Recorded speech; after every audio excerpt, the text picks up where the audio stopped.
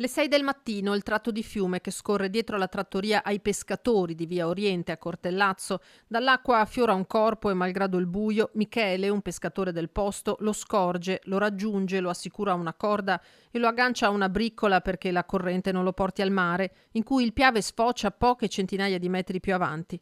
Si sono concluse così le ricerche di Gianfranco Zamuner, il 78enne scivolato nel fiume lo scorso 9 ottobre a Fossalta di Piave mentre manovrava il ponte di barche gestito dall'azienda di famiglia. Sono venuto a aprire le porte e ha visto la barca di Michele là, no?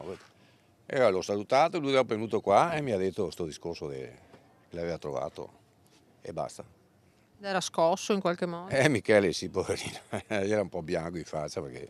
Addosso il giubbotto arancione catarifrangente usato quel giorno, gli stivali ai piedi. Al momento pensavo che fosse stato un manichino anche, ha detto, che non sia un manichino, e dopo invece...